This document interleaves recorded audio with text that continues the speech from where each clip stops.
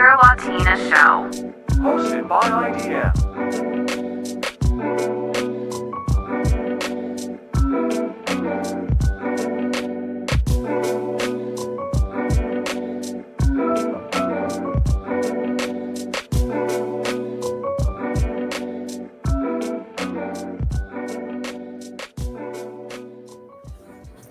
And we should be live.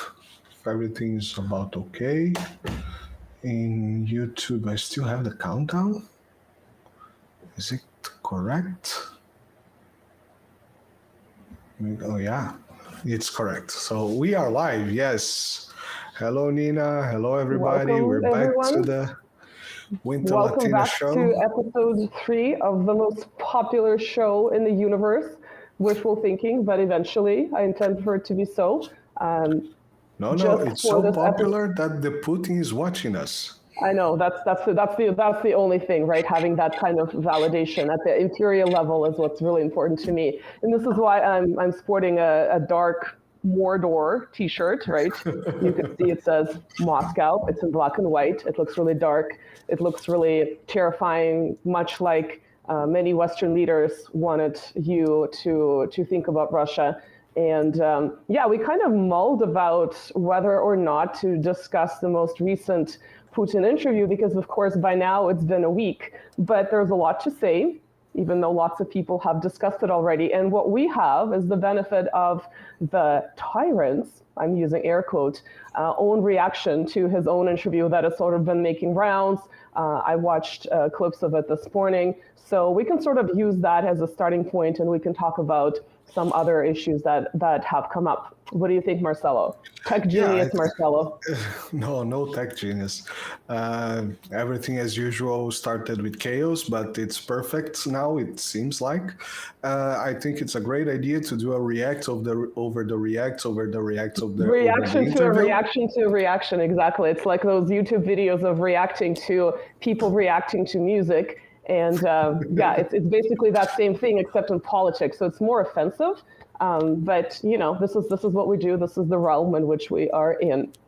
Have you had the chance to watch Putin's reaction to his own reaction of the reaction? Yes, I watched this. It was about 15 minutes video that I took a look. And actually very, very interesting things. So first of all, I think was very interesting that he said that he didn't enjoy the interview with Tucker. He did not enjoy the interview. He said that he really wanted it to be more confrontational, and that's what he prepared for. Now, of course, he could just be making it up, but what he goes on to say later sounds like sort of prepared statements that he wanted to make previously about various Western leaders. So it does sound to me like this is actually what he wanted to do. But the quote that I liked, one of the quotes was, quote, "Surprisingly for a Western journalist, he, the interviewer, turned out to be patient and he listened to my lengthy monologues, especially about history." So it's really kind of hilarious that he recognizes the extent to which he has the tendency to sort of steamroll over certain journalists, especially ones that are not screaming over him and that listen and are sort of prepared to listen to the so-called lengthy monologues about history. And of course, I'm also a person who does the said monologues because that's one of my areas of interest. It used to be an area of my academic specialization, so it's very relatable, and I know it's relatable to a lot of other people. Some are sort of self-described nerds, some are not, but it's definitely interesting. And what I thought was interesting specifically about history, and we can go back to the reaction in a moment, was that there's this whole Kremlinology spectrum that these so-called experts, many of whom either do not speak Russian or have never been to Russia, nonetheless, they have really strong opinions. And usually these opinions are negative because that's what they're either getting paid for or this is what they are, getting off of on. But it was really funny because on the one hand, some people were saying that Putin is really boring because he went into this historic lecture. He's just boring. He can't get to the point. He has to make this this long introduction until he makes his point. And then the other end of the spectrum said that, well, he's actually very mediocre because he's really just quoting a 9th grade Russian history textbook. And of course, my question is that if that is the level of a 9th grade history textbook in Russia, what does that tell you about the history textbook in your country? Probably not at the same level. Probably not at the same level. So it's kind of like this unintentional self-defeatism on the part of these criminologists is really hilarious, in my opinion. Yeah, just yesterday I was having a live with a Portuguese guy, Ricardo Nuno, who is the geopolitica on Twitter, and I was talking about him. I was talking about this thing. I think I mentioned this with you before, that by Russian and or ex-Soviet friends that I have, and from different levels, from PhD in high energy physics to, you know, people that work with construction. Worker. Yeah. Exactly. They have the basic level of instruction is extremely high in my view. To why I'm used in Brazil, of course, and maybe even if you go around in Europe, that's more or less you're gonna see much less knowledge of history. And let me just a second restart your video because I think it's lagging a little bit. And in Instagram, looks all right, but here it was a bit laggy and a bit shady. I don't know why. Is it back on? It looks better now. So that was one of my first things that I. And now, believe it or not, it's actually many people would claim that the level of instruction is worse than it had been in the Soviet Union. Now, of course, there was the prism of class struggle applied to certain historic events. In my opinion, in some cases, it was sort of taken over the top, but nonetheless, the level of information was extraordinary. And, you know, I still remember certain dates from Russian history from back when I was, I'm not sure, maybe in 5th grade, which I don't have such memories from, you know, going to high school in Canada and learning Canadian history, for instance. So, yeah, I would say, again, very... And it should be much shorter. Right. Very, very anecdotally, I think the level of instruction in history is better in Europe, certainly better than in North America. At least in my experience, both in the US and Canada, sort of global history is usually an elective. I mean, there might be some exceptions. And then it sort of evens out. There's a big jump between university and high school. But of course, the way, you know, the history of certain countries outside of the rules-based order, quote unquote, air quotes, very heavy air quotes, is being presented is through a heavy propagandistic prism. So there's also that type of thing to consider as well. But at least in terms of factual information, your dates and names, I would say North America is way, way, way below. Europe is sort of higher up. Maybe some countries are better than others.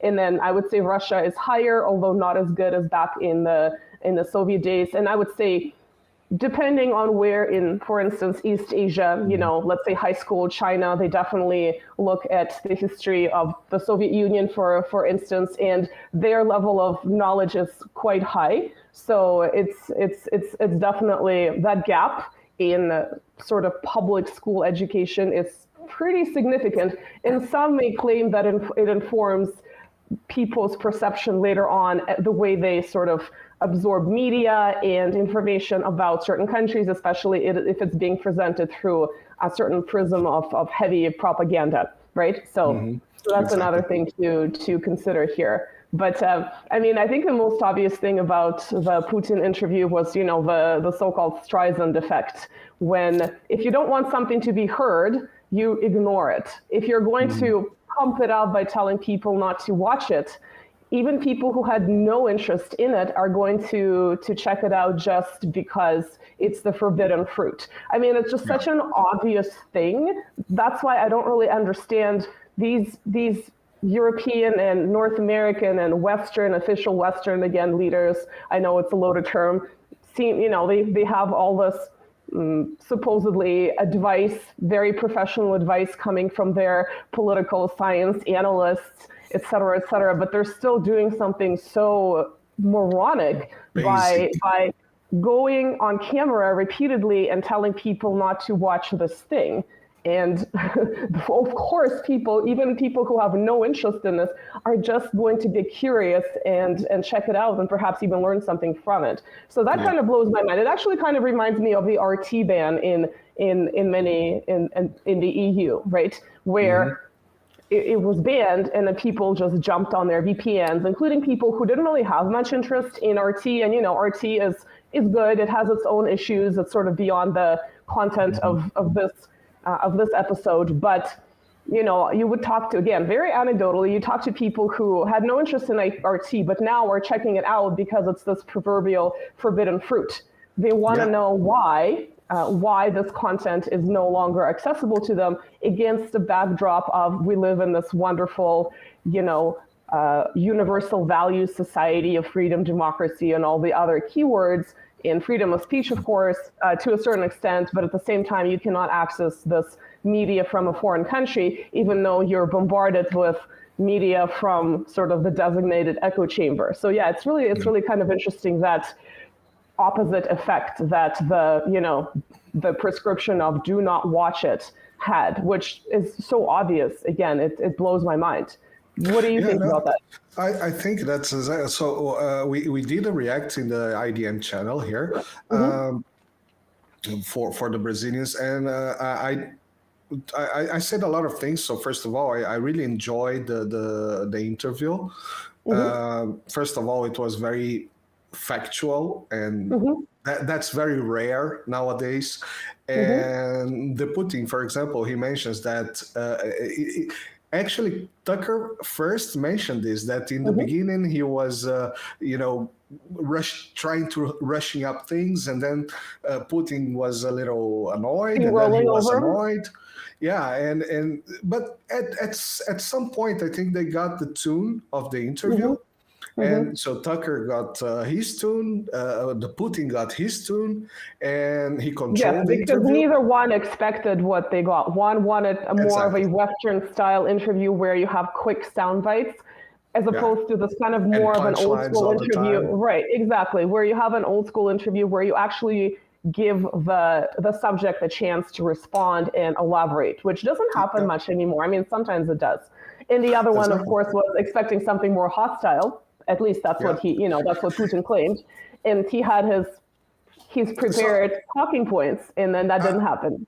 For me, it looks like the love dance. One was testing the other, right? And at some point, no, really, Putin was testing his patience. It was clear that he was testing his patience and expecting exactly what a Western journalist do, that is getting impatient. And then he was, okay, now that you're I think it's important to mention that unlike a lot of Western leaders, Putin has had many, many, many interviews with hostile journalists over the years. Before the Ukraine crisis, during the Ukraine crisis. So he's not really, it's not a new thing to him he actually allows this. And if you think about Western leaders, they're not really keen on having long interviews with, I don't know, someone from RT, for instance, or Sputnik, right? So there's also that contrast. But, again, you kind of have to think of this in context because, Putin did a long interview with, another American, Megyn Kelly, a few years ago, was a long interview. So there are sort of other precedents. And I don't necessarily think this was sort of his best interview, because I've heard much of what he said before, and lots of other people have said, well, he's mentioned all of these things. But of course, this was more about the audience and the reach and the impact because of this whole campaign around it, even though he has done interviews of this nature before. Now, he did mention some things that may have been new, given a bit more information about his communication with leaders from other countries over the years. And, he's very careful about not to reveal too much, because if something was being said in private, he doesn't really want to, betray the level of trust that he may or may not have had anymore with some of these leaders, right? So that's another thing to consider. He actually just remember that I went to talk to Bush this year, that year. It was published by you, by your media, I mean the American media. So he was not actually throwing new bombs or anything like that. He was just, you should know that. It's there. You did it. You knew it. And I think I think he tested the patient of Tucker very, very well. And I think Tucker just said, okay, this is the best way to conduct this. If I go further, he will get bored, because, as you mentioned, this interview some years ago was a terrible interview. You can see that Putin was completely uncomfortable to a point that it looked like he wanted to take off his shoes and throw in the guy's face. I mean, it was really terrible thing. And the first thing that I commented in the channel was that I thought he was very relaxed at this interview. He was very, I'm just doing this. This is normal. This is why I was surprised by seeing the clips of the interviewer saying that he seemed angry at certain things. His eyes flashed. I didn't really see any of that, because he is sort of known as someone who is stone cold in public in terms of controlling his emotions, never reacting immediately, including to very, very difficult situations in the escalation in the war and prior to the war. He never seems to respond right away. It's very sort of weighed responses, whether it's his intelligence training, whether it's his legal training. He kind of has this sort of very measured, objective, legalistic, can't even speak today, judicial attitude towards these things. So I kind of thought he was quite relaxed and he was in control, and he wanted to, like I said, he has the tendency of, well, he's a leader, right? He's used to he's used to having people do what he tells them to do as a leader. I mean, that's not surprising. So I also think he's really very much in control, because he has done, he does his annual communication with ordinary Russians, right? That his this could last for 4 hours, where every year people call in or video call in, right? Or send messages in advance. And people say, well, some of it is prepared. Well, of course it's filtered, because he gets millions of pieces of information and they choose which ones to respond, which ones not to respond.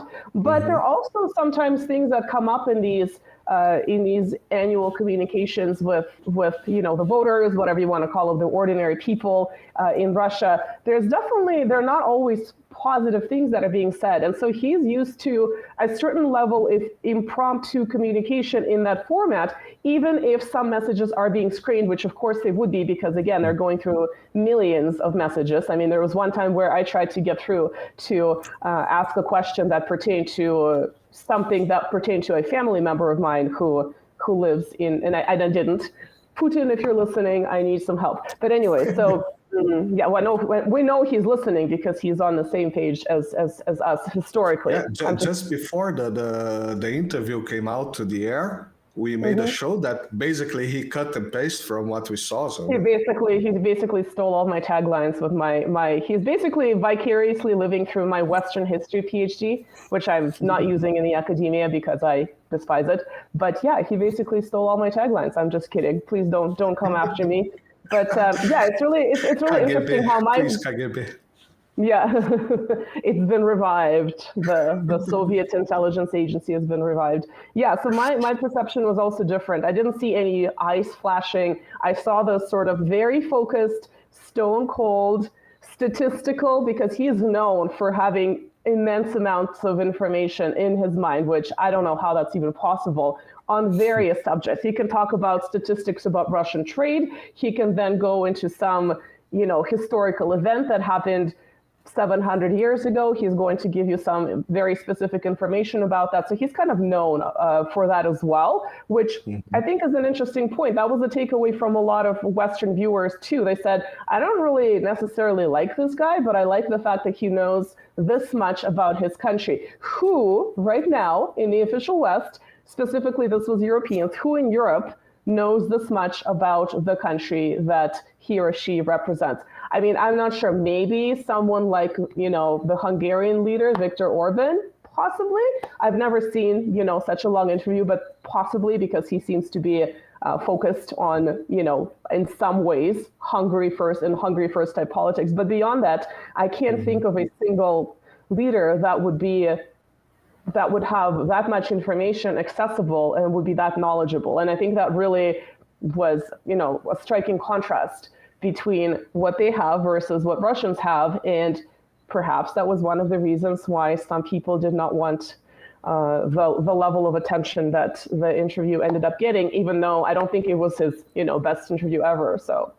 Yeah, no. I mean, it was probably not the best. It was a good one for a Western style. It was unimaginable.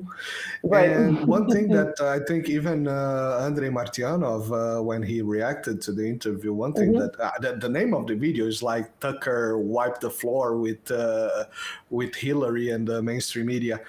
So the thing was that even Tucker was very smart on this part. He held the interview to a level of curiosity where it was completely viral everywhere. It was not just, it came to the air and people freak out and say, oh, no, don't listen to the guy.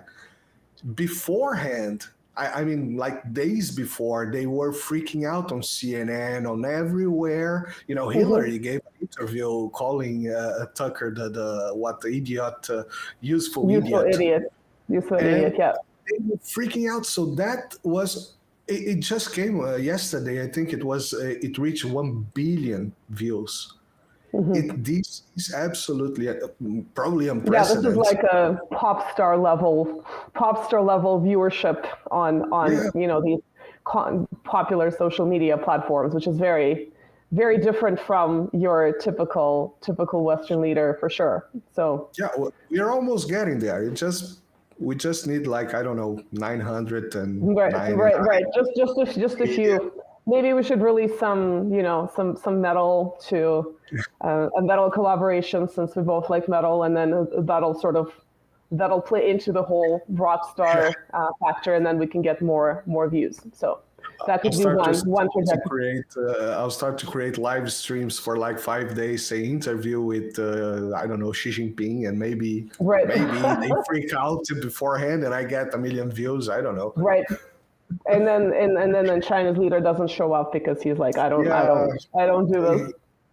Yeah, no, he had a problem last minute. I mean, right, exactly.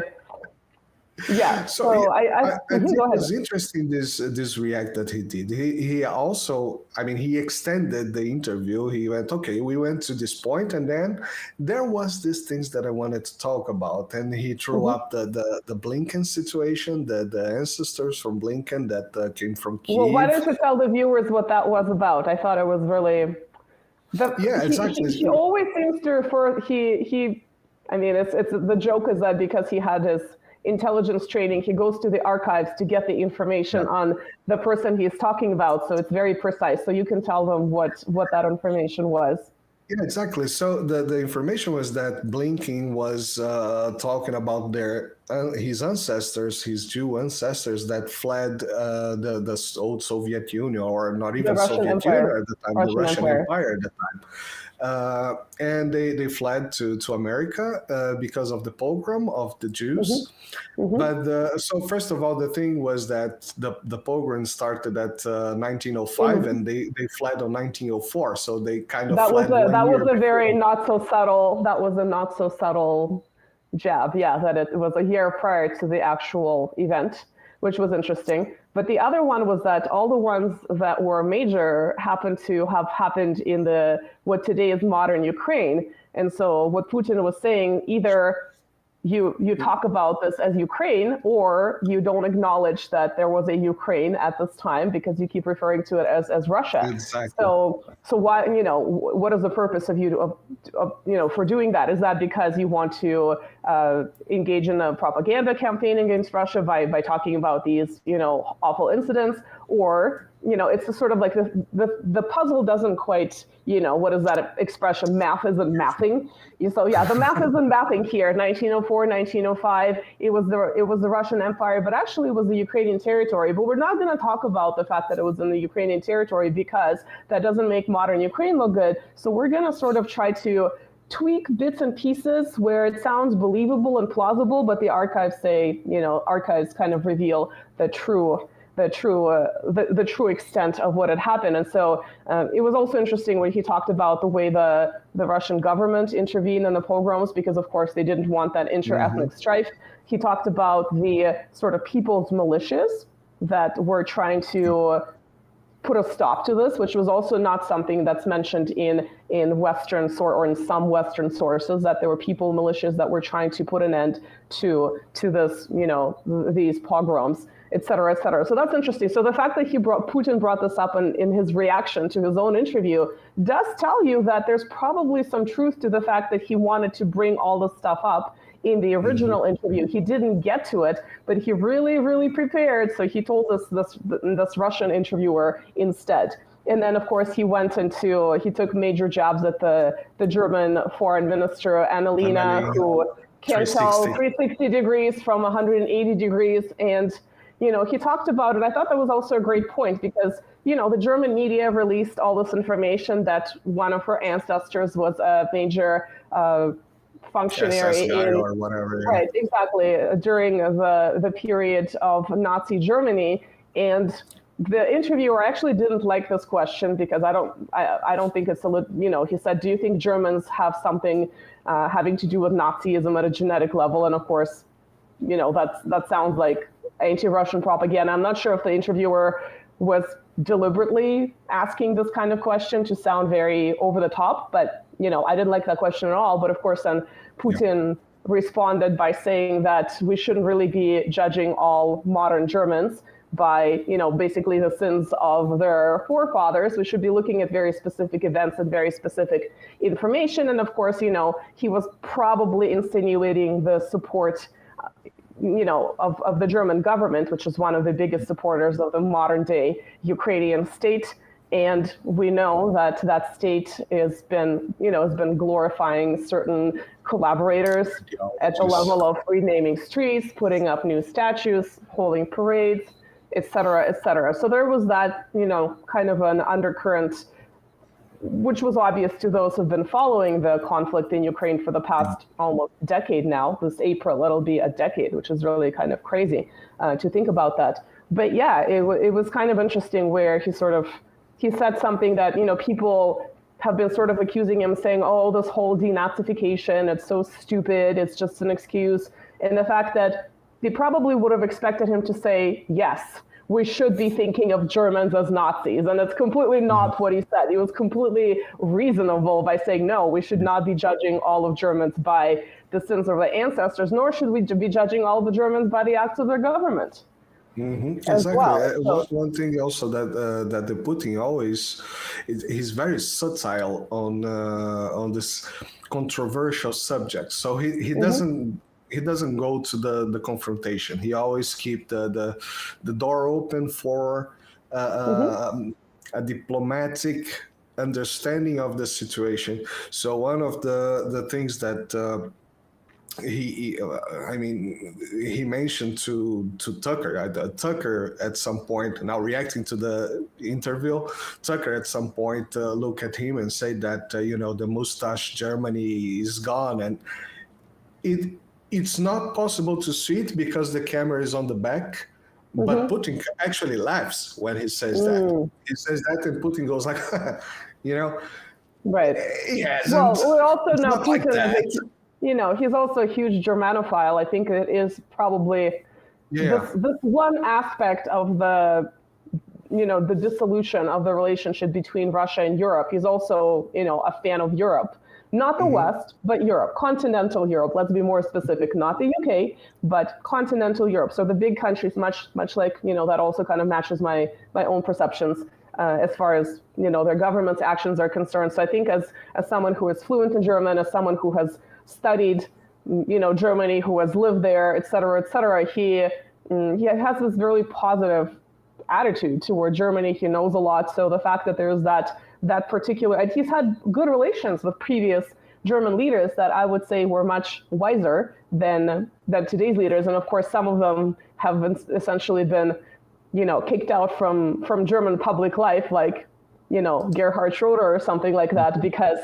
how dare he travel to Moscow? How dare he, go to some of these events and, whatever else has been doing. So it's that particular part of it has probably been disappointing to Putin personally because of, so like I'm a Japanophile. So if I, the current Japanese-Russian relations are not very pleasing to me. And so I can kind of understand how he would feel. I'm not a political leader, obviously. I'm just a famous YouTuber. I'm just a famous Twitter public figure. But you know what I'm saying, right? I'm just a normal person. I'm not a leader who's had that type of communication. But I think that aspect of it, with specifically Germany, is probably quite disappointing. The dissolution of and the backstabbing with the Minsk agreements, specifically with Merkel, with whom he seemed to have had, she sort of seemed to be, even though she was problematic, she seemed to be the last, maybe not great, but you know what I'm saying, sort of a higher level German leader, as opposed to the present day leadership, which is just like nothing. Nothing is there. You may like or dislike whatever she was doing to Germany, but the truth is that she was a much more strong leader than whatever absolutely. you have today. Well, you don't have a leadership today. You have, Well, I think the Scholz. former Ukrainian ambassador's insults about Scholz being a liver sausage, a sulking liver sausage. I think it's actually, it's obviously very rude and it's not diplomatic for an ambassador to speak this way, but at the same time, there is a kernel of truth, because Scholz is it's like an empty seat of a bureaucrat that another bureaucrat can replace, and no one will ever even realize that it's been replaced. Unlike Merkel. Again, I think Merkel was problematic for many reasons, but she was, like you're saying, a strong leader. So I think that particular backstabbing with the Minsk agreement was definitely something that would have been taken seriously on maybe a more personal level because of his interest in Germany. Yeah, and as we say here in the channel every now and then, is marry someone that looks to you as Putin looks to Merkel. It kind of looks like something happened there at some point. Mm-hmm. Have you ever seen that Merkel actually smiling? That's. I think there are all these. We used to share not memes, they're actual photographs, because Putin is sort of more of a traditional gentleman in line with Russian culture, where every time he met a female political leader, he would bring flowers, a bouquet of flowers, because in Russia, it's very common to give flowers for any and every occasion. You might arrive at an airport from a trip, your family member or friend will gift you flowers, right? Not just a birthday or some super special event. So there are, pictures of him with Merkel giving her flowers. And yes, she's smiling from ear to ear, because I don't think she, in a very sort of masculine world of politics at the highest level of power, I don't think she was used to being treated as a sort of a woman, quote unquote, in a more traditional way. So I think the smile was genuine, and you see that with other leaders as well. So it's really kind of funny from that perspective too. Yeah. So that brings me to, of course, the one quote that I thought it was very interesting, that he mentioned the anti-mustache movement, that it should be global, not just Russia doing the hard work on its lands, but the entire planet should start moving in that direction. This is why every once in a while Russia brings out the resolution to combat the rise of Nazism, and there's always United States, Ukraine, and maybe a couple of other smaller vassal countries that vote against. Well, no, some Europeans do. Some European countries, since the escalation of the conflict, vote against it as well, or refrain from, or abstain basically from participating. So I think it's also very, very telling. Of course, they would accuse Russia of doing this for propaganda purposes, but I would say with the types of things that we have seen in modern Ukraine, right? It doesn't apply to every single person who lives in Ukraine, but that sort of undercurrent of pseudo-nationalist or far, extreme nationalist thugs is definitely there. And it's definitely been one of the factors that brought in the regime change government has kept it in place. And so you can't sort of ignore that particular aspect of it. So when people say that Putin is exaggerating the whole denazification. I feel like they're sort of ignoring their own media's reports on this type of information from pre-2022. We mentioned this before. But another thing that this kind of makes me think of, again, you kind of have these commentators from the insane Kremlinology spectrum where they say, well, which one is it?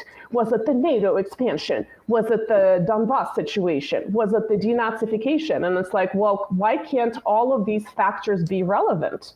Why can't we look at this from, zoom out, right? Look at the big picture and say some factors were more relevant than others, but it doesn't mean that one has to negate the other. And that's the thing that never makes sense to me. So, in this reaction to the reaction and Putin's reaction to his own interview, again, it's really funny to say because he really wanted to get this out. You can really tell. You guys should go and watch it. And he talked about this. He said, I never said that NATO expansion was the direct result, it was the direct cause, the direct immediate cause for the launch of the special military operation. The reason, he says, in his opinion, he brought it up was to show sort of the level of disregarding Russia's national security interests, starting from the not an inch eastward lines. And obviously, he acknowledges that nothing was signed. But, if you look at the Minsk agreements, those were signed.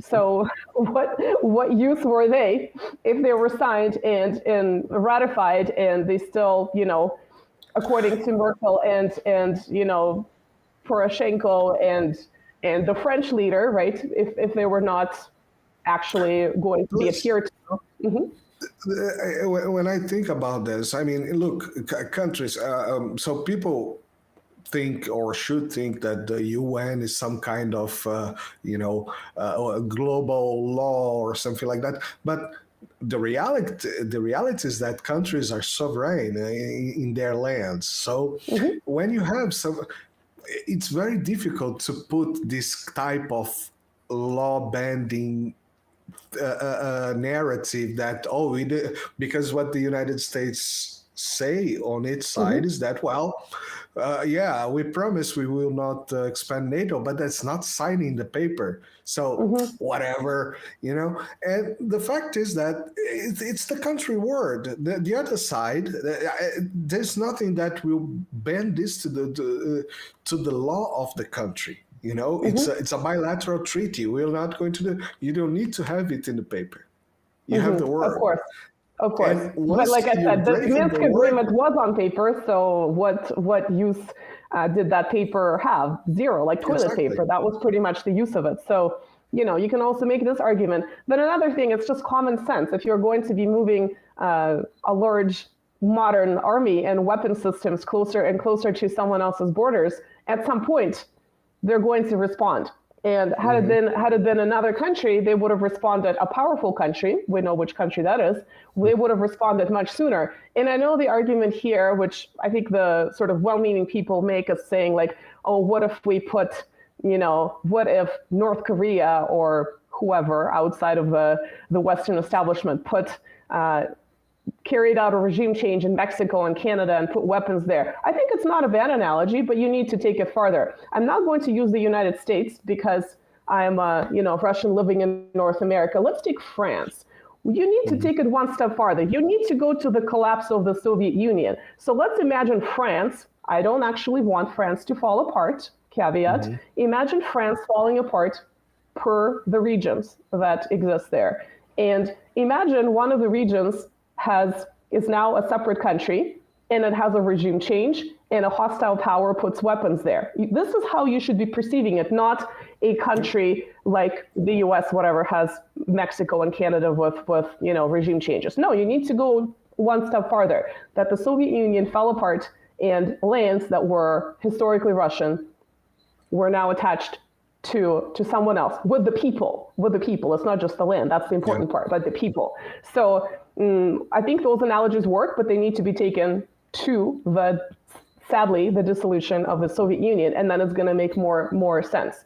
But the other thing here, again, is going to the expansion of NATO. If you go back to maybe, if you were sort of been watching how that has been playing out and the sort of gradual increase of hostilities and Russia being poked and poked and poked to see, are they going to respond now? Are they going to respond now? No, they have no balls. They're going to do nothing. If you go back, I remember it was maybe around 2015 or so, they were having all these NATO training things 300 meters from the Russian border in Estonia. Putin didn't send the Russian army into little tiny Chihuahua, Estonia. So if that was the argument, he would have done so if it was a solely NATO expansion. So clearly something else was happening too. That something else being the Donbass situation, for instance. So, it's just like, I don't understand why people have to separate a single cause or a single factor when you have a dynamic political situation that is changing,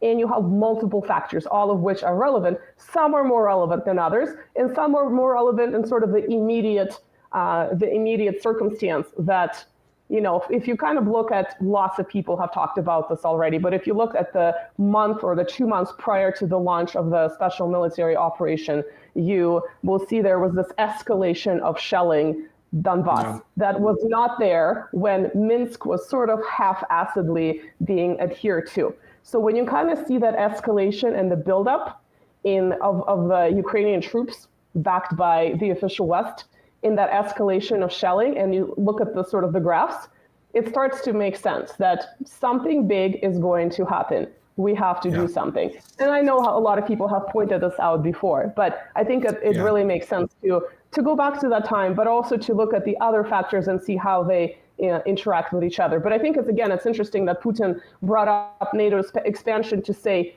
I'm not saying this was the trigger, the immediate trigger. I'm showing you how over 30 years, promises have been made, people talked about our national security, and all of the stuff has been disregarded. And he claimed that repeatedly he tried to cooperate, whether by suggesting the crazy idea of what if Russia joins NATO, which, to me is crazy because it makes no geopolitical sense.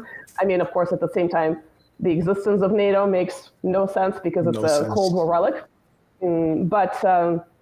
But nonetheless, he sort of gave you all these examples of what he tried to do to de-escalate the rising tensions, to only show you that the other party was not interested in de-escalation.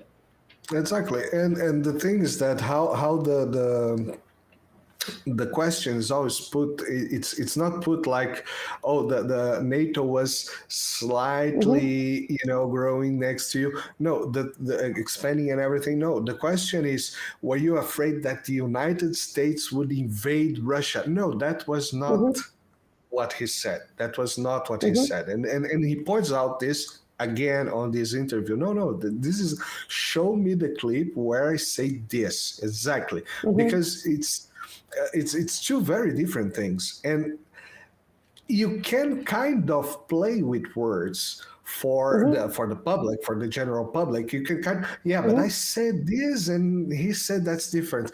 No, are two very different things, but very connected. Because I mean, look, if NATO just start putting nukes on the border of Poland, on the border on Ukraine, it doesn't mean it's going to use it, but it's going to have it, and that's a deterrence. That's a very strong deterrence because of the time of multiple how's it called, the bilateral annihilation, mutually assured destruction. Mad. It's actually a Cold War.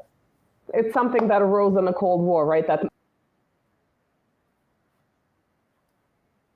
it's obviously still relevant because several countries, including Russia, are armed to the teeth with nukes, and the fact that perhaps in some cases, maybe that nuclear threat is exaggerated, but I feel it shouldn't be disregarded completely. And it seems like some segments of Western officialdom completely disregards that fact. And they just want to keep pushing and pushing and pushing to the point of no return. That's my opinion, but I know some people, some analysts share this opinion as well. I mean, it doesn't matter. The thing is that they exist, the weapon exists, and it can be used. And we know that someone already used it. So it kinds of, in the psyche, in the human psyche, it kinds of breaks the taboo. So I already did it. Well, what if I do it again? What if I do it again? Right. It doesn't matter. It's much more powerful and destructive now. But yeah. Exactly. So, I mean, it's a natural concern. It's a natural concern. I mean, the United States, it's putting bases everywhere in the planet outside of its home. So the excuse is that, we're going to fight there, so they don't come here. Come on, nobody's going there since, 1500s. It's an informal empire, so I think it's really kind of interesting how people claim that it's not, because it's not a physical control in the sense where there is that establishment of formal rule over another land. But of course, the informal control through weapons, through economic means, through media, etc., other types of soft power are very obvious. So when people say it's not the means of an empire because it's not a formal empire, it's really just laughable, again, in my opinion. But I'm just kind of curious what you... Empire? You have to go to some kind of, tabulate and stamp some papers and, now I'm an empire. Well, I think this is actually very interesting because I don't think a lot of people realize that this started before the U.S., way before the U.S. became a superpower after 1945. In the latter part of the 19th century, they started claiming all these little islands that were not inhabited.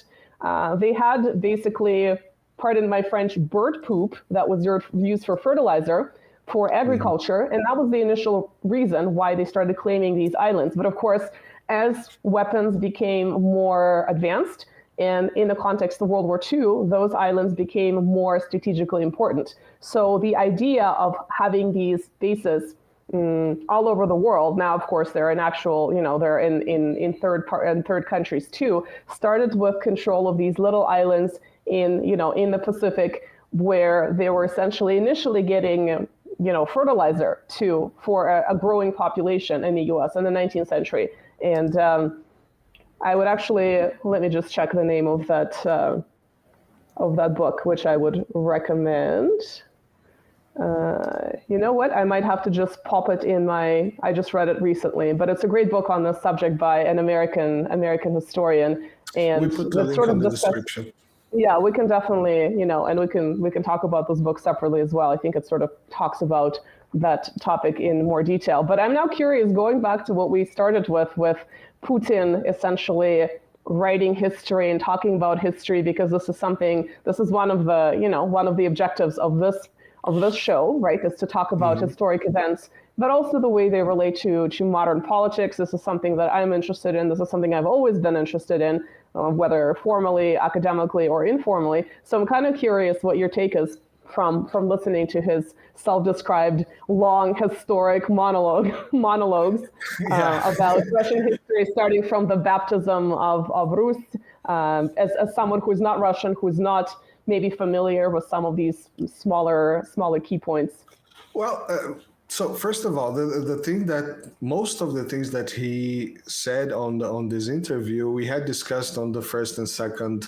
Well, not the first, because the first it was about the siege of Leningrad, but the second one we talked much about the orthodoxy as a strong bond on the Russian society, and not only Russia, but also other societies around the area. And we had a show here with Lucas Leroy from the New Resistance, and he also spoke vastly about the orthodoxy. And to my humble opinion, I think Tucker was very smart on finishing the show at that moment, because nothing better from that would come after that last punch, when he talks about the brotherhood and the importance of the Orthodox Church of Ukraine being connected to the Orthodox Church of Russia, and the importance of that for the people's bonds. And, if you look, you can actually see Tucker was, trying to hold the tears when he talks about that, because Tucker himself is also a Catholic or Christian of probably some American type of Christianity, but he's also a type of religious guy. So that was, I think that was very punchy for him. And so we had discussed that. We had discussed also some events, the formation of the Russian Empire and the big Russia. And that was, we also discussed this here, the fact that Ukraine, it's the name of the marginal people, the people that were living in the borders of. Yeah, it's originally the term means the outskirts, and means the same thing, or there's a similar word in Polish too. So Polish people would refer to that land in the same way, Ukraina. I'm not sure I don't remember the Polish word for it right now, but it's similar to the Russian Ukraina. Yeah, that's definitely which again, doesn't mean that if you start off as the outskirts, doesn't mean you can't have a modern country. Always have to go back to saying that. But when you are a modern country with multiple cultures and ethnicities that are sort of somewhat fused into each other, you really need to pursue a policy of some kind of federalization instead of reviving Nazi collaborationists from the 1930s and the early 1940s. That's probably not the best way to go about establishing a modern state, as our favorite gynecologist Ursula likes to talk about European values and how modern Ukraine is a model democracy. All of that stuff kind of gets ignored. So yeah, for sure. But do you feel like you've learned anything from Putin's lengthy lecture from the 9th grade mediocre textbooks, as criminologists would like you to believe? No, for sure. I mean, if you are interested in what he's saying, for sure there is a lot to learn from that. And when I say it's that, because most of the things that he actually said, that I've been talking here with you, with Lucas, with even some other people. So for me, it was most of the things were not so new.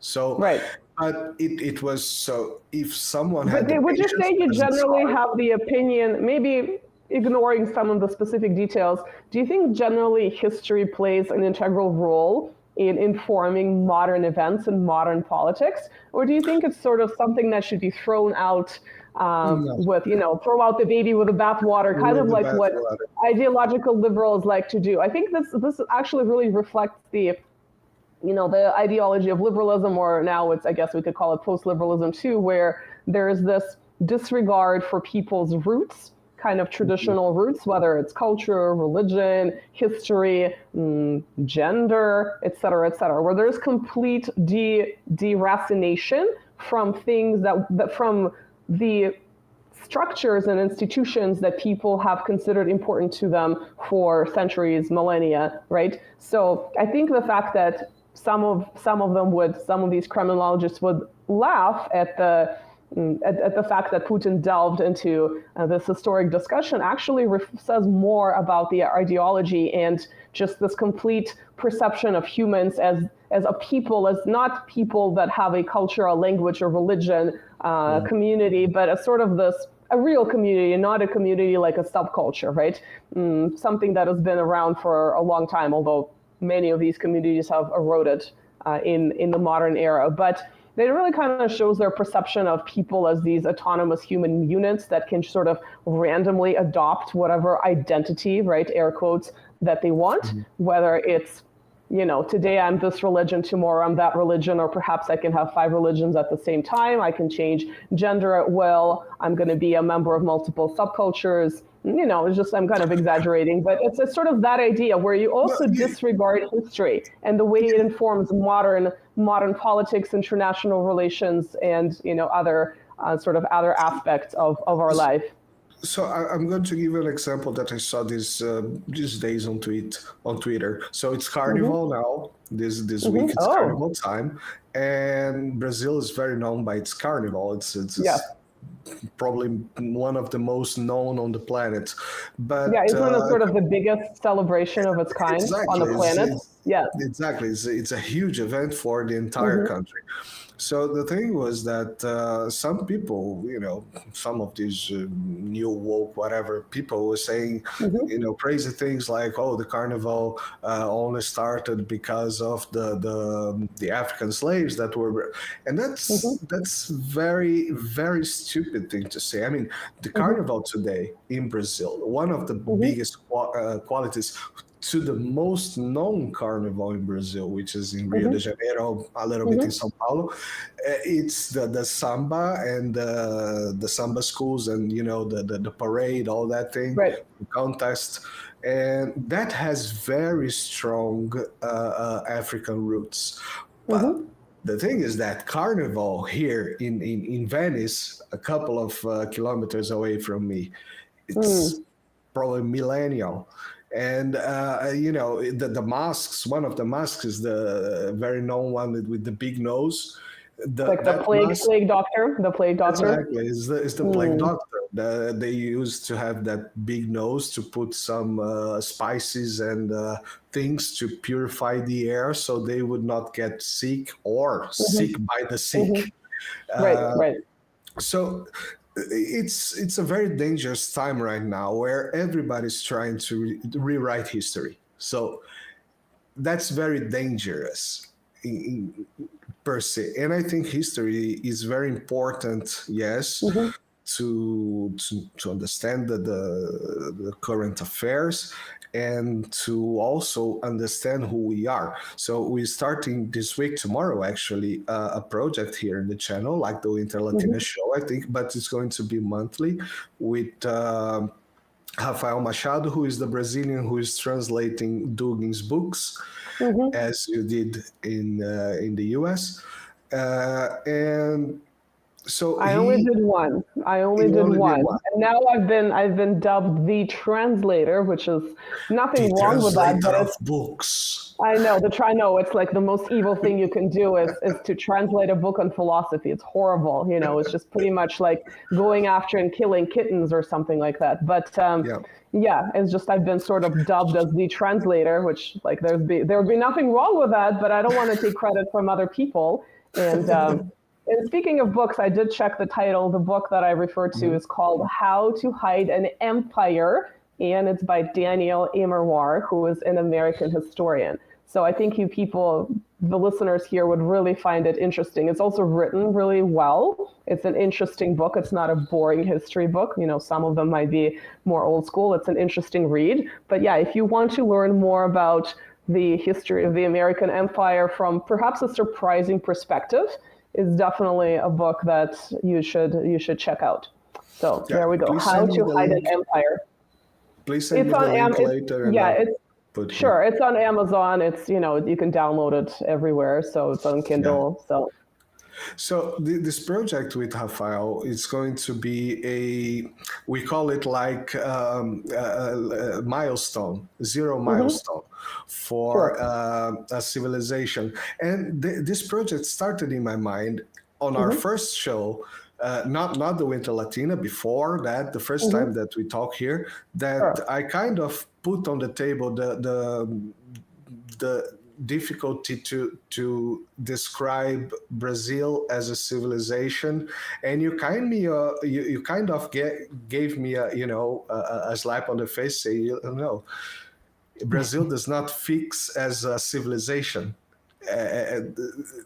but not in a bad way. It's just like you didn't say that exactly, but you said you have to understand first if Brazil fits in the describing of a civilization. And that kind of made me think, and I say, or whether it needs to be considered in a broader South American context or not, exactly. Right? I don't know enough about, I know sort of basics about Brazil and other sort of major countries on the continent, but I wouldn't even dare classify or not classify Brazil as a civilization or not. But I think it's definitely a question worth exploring.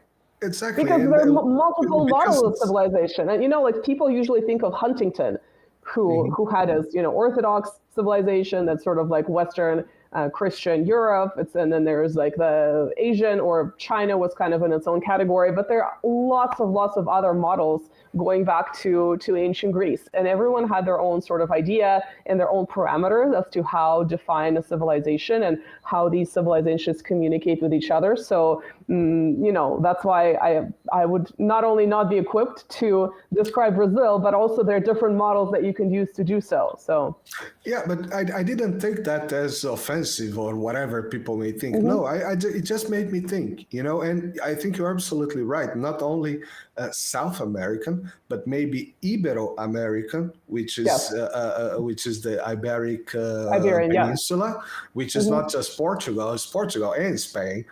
And maybe we can add there some African countries like Angola. So the idea of this project is actually to sit down and start discussing, for example, as we did on our last show, the cultural production. The cultural productions of BRICS, but we discussed this in a Russian perspective, maybe in a BRICS perspective, but we are probably going to try to discuss this in a Brazilian perspective, a little bit more, or South American, or Latin American, or Ibero-American perspective. So I think this is, when I see, for example, the slavery, it's a very sad thing, and it's a big dark stain on our history. But hey, almost 50% of Brazilian population nowadays it came from the slavery traffic. So we cannot ignore the existence. We cannot erase that from our history. We have to learn to live with it. We have to learn to respect the people that came from that terrible thing. And we cannot simply say, I see in Brazil, I see this is very artificially try to push into Brazilian society this black and white, this racial division like you see much clearly in the United States. And in Brazil, this is not a thing, I'm not saying that there is no racism, it's just not a thing. People don't look you weird because of your skin color. It's not natural. People may be racist, but they will not look you weird because of your skin color. That's very different. That's very different. It's hard to explain. And by no chance I'm excusing the racism that happens, that exists, and I'm not saying that it doesn't exist. It's just, so I think the point is that yes, it's extremely important to understand history. It's extremely important to know the history, but know it right. And this is the thing about this channel. We are trying to bring perspectives from all over to build a better picture, not a perfect one, but a better one. Right, of course. Yeah, I mean, I think it's very important to work within, we always talk about this multipolar framework, to have that kind of cross-cultural communication and understand people's perspectives. And I think, some of your guests, not just me, have multiple locations where they've lived as well. So while I strongly associate with with Russia, being Russian-born, still having family there, I'm probably more plugged in to Russian events, and I pay less attention to things that happen in North America. I mean, perhaps excluding some of the more obvious ones.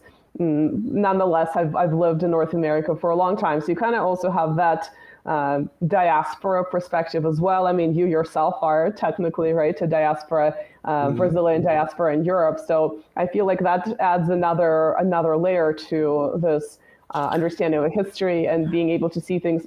Go ahead. I'm much more complicated than that. I'm a European diaspora in Brazil, being a diaspora in Europe. Oh, interesting. Okay. It's because this is also a very interesting point as Brazilian. For us, the race mixing and the diasporical, I don't know if I said it right, mindset, it's much more clear and obvious. Sure.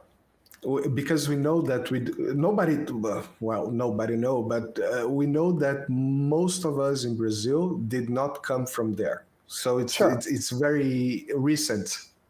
Would you make a parallel then with both Canada and the U.S. in that regard, where people have, grandma from Italy, grandpa from Germany, or other places? Would you say it's sort of comparable in that sense? It's not comparable. It's the same thing. Let's analyze this for a second. I mean, you may take different immigrations, but it's the same thing. They have the same age, Columbus discovered America in 1496, if I'm correct, or 94, or whatever. 92. 92. Okay, it was in the 90s, in the 1490s. In the 90s, you're like Putin. That was like it was in the 90s, the 1490s. Right. The 1490s, not the 90s. Not these 90s. Yeah, not these 90s. Brazil, Cabral went to Brazil in 1500. So, sure. A little bit here and there. So it's the same thing. Would you say having such large diasporic, I don't even know if that's a word, but that's the word you use, I'll use it too. Do you think that causes issues with a sense of rootedness when you know that so many of your family members came not just from one place, but from different places? And it's also kind of how do we establish our identity as people who have been born in a place, right? We're sort of from this place, and this is all we know until we move somewhere else. But we also know that our roots are from, all over the place, and not even from the same continent. But that, I think, is the biggest strength of Brazilian, and I would say maybe South American. And that is there is no, I mean, I feel today, so, okay, I'm Brazilian. I was born in Brazil. I speak Portuguese. I go to Portugal. I feel like home, okay? Right. And I'm Portuguese as well. As a nation, I am Portuguese. But I feel like home. I feel okay. I'm good there. I feel very comfortable. Talking yesterday with Nuno, he said the same thing. When I go to Brazil, I feel like home. Right. But, it's not the same. If you would ask me, I would say, no, I'm much more Brazilian. I lived my biggest part of my life in Brazil. I'm much more Brazilian than Portuguese. What is the difference? Maybe none, maybe a little in the language, right. But even in Brazil, you're going to find so many different accents that,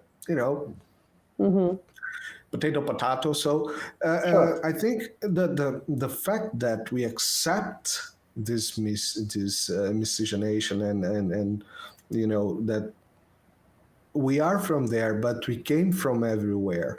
I think the fact that we accept that, or if we don't accept, we should start accepting this better. This is the big one, probably one of the most strong roots of the Brazilian. I live in Italy, okay? Italians are very, very picky on food. So no ketchup on the pizza at all. No American pizza. Thick crusted pizza, not accepted. Domino's Pizza just closed 2 years ago, closed entire country stores. That's funny. It closed everything. They went out. I've only been to Italy once, but I have to say Italian pizza compared to attempts to even emulate Italian pizza in North America, even with thin crust and the proper ingredients, doesn't quite compare. So it's very different. I mean, the food here is amazing. I guess we can be very purist about this. It's kind of like you go to a Japanese restaurant, even a good Japanese restaurant in North America, and go to a cheap joint in Japan, you feel the difference. So exactly. I understand what you're saying. But us in Brazil, we are much more free on doing stuff. We do. You just mentioned pizza. You just mentioned Japanese. Do you know that in Brazil you have those pizza go places where you have multiple flavors that just go around? Oh, interesting. Okay. Yeah. Oh, okay. Like a sushi. Just like a barbecue. Stuff. Yeah, exactly. Rotating. Do you know that we have sushi pizza? Yes, I have read that you have sushi pizza. I have read about that. So. Yeah, so that's disgusting, but yet we can do it. Isn't there some kind of a chocolate? Isn't there some kind of a chocolate pizza that I've read about? Was it Brazil or some other place? I read about a chocolate pizza, and it looks really disgusting, but maybe it's really good because it's chocolate. So it's actually good. Right. That is good. Well, ice cream pizza. What do you think? What do you think Putin would think about chocolate pizza? To bring it back to the tyrant. Who? Do you think who? The tyrant. Putin. Do you think he'd like chocolate? Yeah, the tyrant trademark TM. Do you think tyrant who lives in Mordor, do you think he would appreciate a chocolate pizza from Brazil? Maybe. I don't think he would appreciate chocolate pilmeni, but that's different stuff.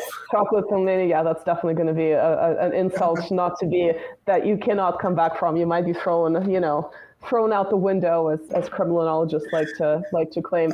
Actually, one more thing, I did find it interesting that in his reaction to the reaction, he did mention Assange, because people were wondering why did he not mention Assange in the original interview. So I think he actually may have forgotten, because he really wanted to drive that point forward in his. Are we even allowed to mention his name on social media? I'm not sure. I'm going. Right, but so I thought it was actually here on the screen. Big hashtag. Right, to bring it back to the original topic of discussion, I thought it was interesting that he clearly felt strongly enough to bring up that subject whenever Russia is being accused of this or that, and you have this man imprisoned in a third country in the UK in conditions of a medieval torture chamber, and I thought.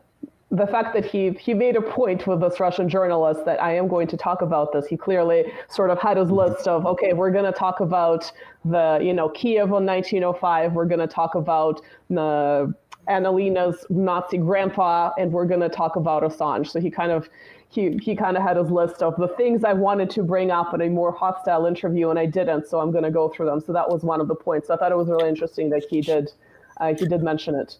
So although fewer people would see it, but nonetheless. Yeah. No. I'm going to put on my Twitter, and then another 300 and people. And then it's just going to explode, right? No, but one thing that I missed on the interview, on the original interview with Tucker, was exactly when Tucker brings up the subject of that journalist. I forgot his name. The Washington Post, Gershowitz yes. Yeah, Gershowitz or something like that, yes. And what I missed was because he comes with this, superhero that, let me bring the boy home and everything like that. He's just 32 and all that. And first of all, I like that Putin was very firm. Okay, you're not going to push me to do that here just because we are, live. But I think it also shows that Putin did have some hostile questions, right? I mean, why didn't this get censored? So, I mean, that just shows you that there were some topics that were more challenging for him to address, right? So, and he explained that. He explained, no, he's not just a journalist in jail. But what I missed was the fact that there was very strong and fast discussions to release the basketball player. Sure. And they exchanged the basketball player for the merchant of death, the arms dealer, who's been kidnapped from a third country, which is a separate, very interesting story. The guy has a movie with Nicolas Cage. Right. He's famous in that way. When you've made it to the Nicolas Cage level, you've definitely made it. There's really no higher ground to cover in this sense. Yeah. So that was, it's definitely that particular situation with a basketball player resolved itself a lot sooner. I think that a lot of people before expected.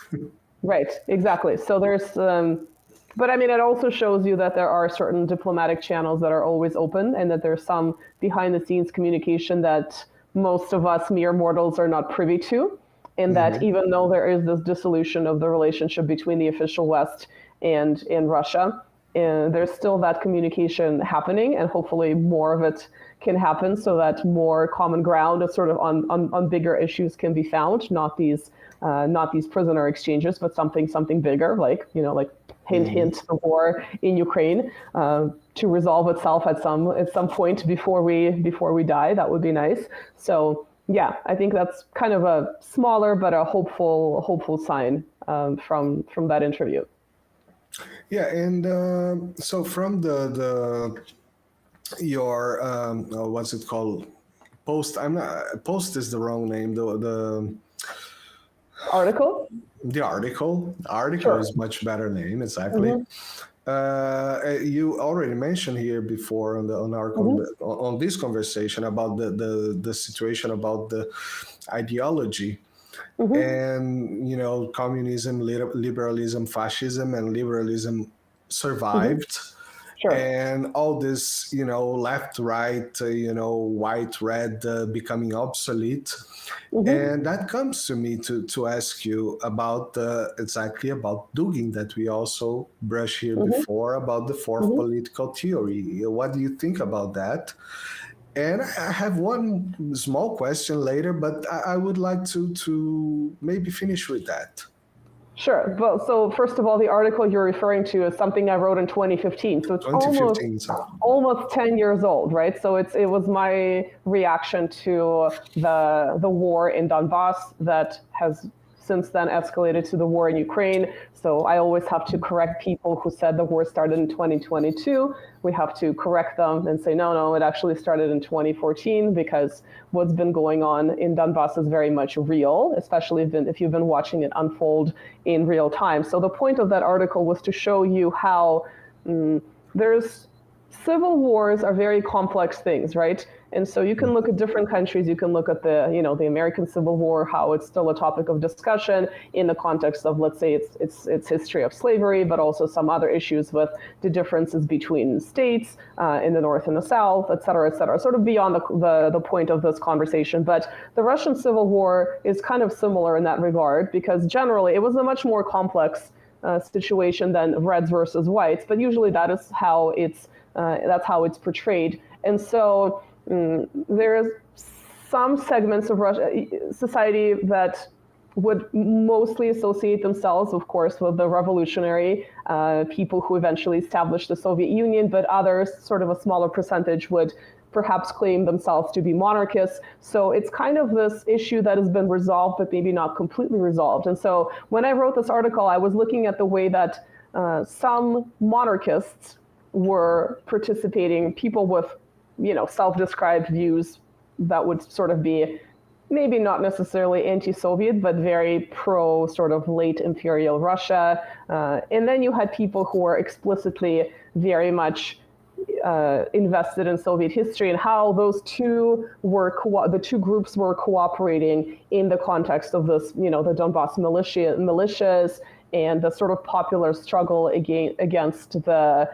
Kiev regime, in my opinion. I always have to preface things with, in my opinion, even if it's factual, because we are on various social media platforms and in countries that may not like factual information, you know what I mean? So yeah, so I kind of wanted to talk about the way that those not fully resolved grievances were sort of resolving themselves in this new conflict through this cooperation, which in some ways was very surprising, because you would see sort of flags with Christian symbols, but at the same time, these people would be very much invested in Soviet history, which, people would think, oh, how is this even possible that you have a flag with Christ, an Orthodox flag with Christ, and at the same time you are sort of this pro-Soviet person, et cetera, et cetera. So that was sort of the point of this article. But to go back to your question, I have never actually met Dugin, even though I haven't been to Moscow in a while because of all the things that have been going on. But there was an opportunity where I could have met him. We had never met him, so I've never actually communicated with him beyond me translating a couple of articles and then translating a single volume of his book. And the book was on philosophy. It was not on ideology. It was not in geopolitics. It was a legitimate book on Martin Heidegger. So it's been very interesting for me, and perhaps naive, to have put my name on it and then have this witch hunt against me, painting me as this evil disseminator and the evil translator. God forbid we translate information that people can themselves judge because they have no brain. They can't judge information for themselves. This is how these critics think about their general population as being complete brain dead zombies. So yeah, and since then I've been sort of dubbed as the translator, even though I've only done a couple of articles as a volunteer for my own personal interest. And also I've translated many things, right? When I did my dissertation, I've translated Communist Party documents that were relevant to my research. That doesn't mean I'm agreeing with every single thing that I'm translating here or translating there. I'm translating because I'm trying to make accessible things that may not be accessible, right? So now obviously in today's day and age with Google Translate or other auto-translate programs, it's a little bit more accessible for you to jump on some website and auto-translate, and it might come out understandable, it might not, but yeah, so it's just the way that you're kind of boxed into this category of you're this type of person if you do this. And obviously it also kind of intrigued me and made me laugh at the way that they selected that one particular person because he's bearded and he looks in a certain way, when they're much more, let's say, maybe not, I don't think extreme is a good word, but much more militant people in sort of the Russian intellectual spectrum that have said more militant things, but they're completely ignored, and they just zoomed in into this one intellectual, which has always been very interesting to me, that this was clearly a part of not something objective, but more of a propaganda campaign to show, oh, look, this crazy bearded guy, look at what he said 30 years ago when he was 20 years old, even though his opinions might have changed 20 times. We can judge by what we said when we're 18 and 20 versus what we think now, right? So it's kind of that same thing. But going to the question of the fourth political theory, I think it's something that was released more than 10 years ago. It was something that was issued as a call to a discussion, right? So what we're sort of living in these times where it seems that the global reach of the two modern ideologies, communism, fascism, has waned. And there's only one that has remained, liberalism. Some people would make the point that it's actually transformed into what some have called post-liberalism. But it's an ideology that has been very damaging in many ways. And so what do we do now? How can we surpass this? How can we be more in line with the logos of our cultures and our histories and our countries? How can we bring back this more traditional way of life without going to live in a mud hut? How do we reconcile living in a technological age, but at the same time not subscribing to an ideology that has been damaging in ways that are more perhaps insidious, as opposed to, it's easy to look at fascism because it was kind of a short-lived global ideology. Obviously, it still exists in on a smaller scale, but as far as having a global reach, it's more of a tool right now for, the way that the official West supports the Kiev regime. You can say, well, it's a tool, right? Much like moderate rebels in the Middle East are a tool for the people who would themselves say they subscribe to liberal ideology with all the nice terms about democracy and freedom, while engaging in some less than nice, right, endeavors. And so, yeah, the idea of the fourth political theory was an invitation to a discussion of where do we go from here. So I'm not really sure if we've advanced that far from that point more than 10 years ago, because we're still living in this insane liberal environment where some of the things that were sort of budding are now fully blooming, and they're even more insane. I think we all know what types of things we're talking about as far as the culture war is concerned. Some people think culture wars are irrelevant, but I don't think so. I think they are quite relevant, because they're just one of the expressions of this ideology that has also expressed itself in, let's say in NATO, for instance, with nice slogans, and then the undercurrent is really not so nice. So yeah, I mean that's sort of what I have to say about it. It was kind of this open-ended philosophy of let's contribute and let's brainstorm where can we go as as the world, right? Not just Russians, not just South Americans, as Europeans, but as the world. How can we get out of this predicament? Yeah, that was when we had Rafael Machado here in the channel. That was someone that studies the fourth political theory. That was the impression that I had, who never studied it before.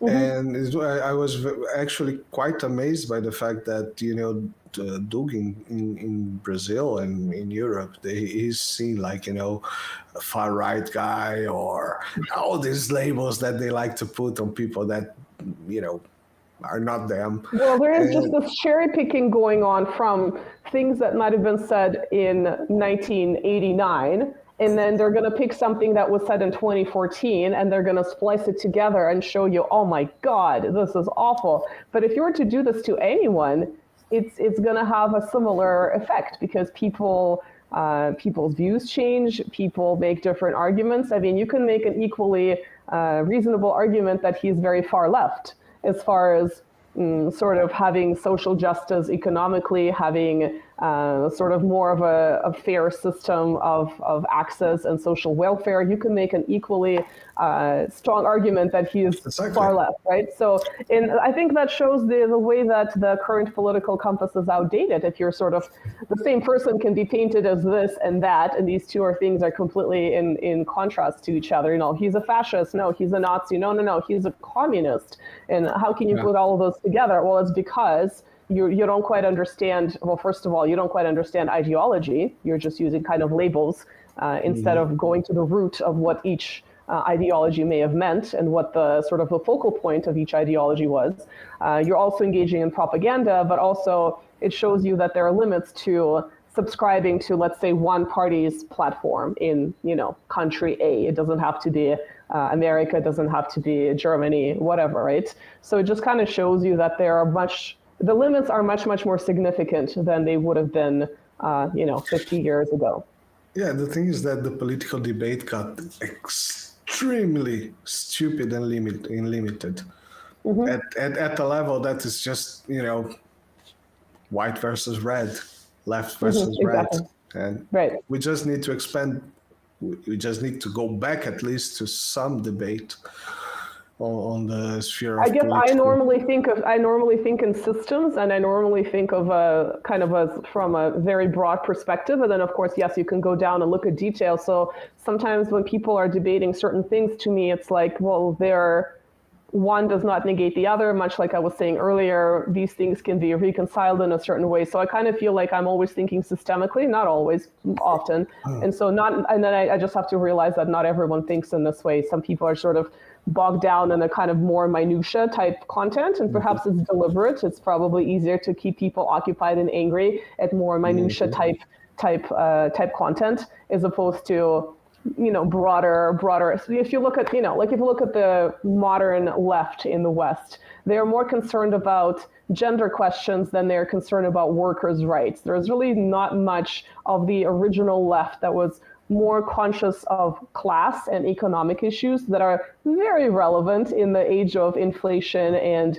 sending billions of dollars to foreign countries rather than, improving infrastructure and funding healthcare at home in many countries, not just one. And so, so it's all kind of cosmetic in this sense. So I think that's also problematic, where people are just very, very much within these parameters, rather than expanding the parameters to kind of a broader systemic view, and then understanding that some things are naturally resolved, but other things are, they're definitely worth questioning. So, but that's a topic for another. That's a topic for another discussion. I'll just leave an example here. I was reading a news yesterday about Congo in some African newspaper, and they were talking about Congo's going to ask reparations for that many years, so France will have to pay.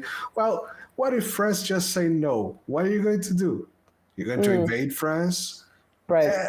So this is the kind of debate that it's not going to have a solution. So let's not talk about that right now, at least. Maybe later. I think that was the same situation with Poland asking Germany for reparations. It was more of a political move as opposed to something that would have had tangible outcomes. So I think there is also this game that's being played in terms of, the domestic voting blocks, right? Who is listening, and it kind of gets really more complicated in that sense. So, yeah. So we just reached 1.5 hours. I think we can wrap it up here, or do you have anything else that you think? No, I think this is a good point to wrap it up. I would recommend for our audience, if they haven't seen Putin's reaction to his own interview, which again sounds hilarious to me. Yeah, and I think it might be actually longer than the clips that we have seen. But yeah, definitely go check it out because you're going to get some additional information that wasn't part of the original interview.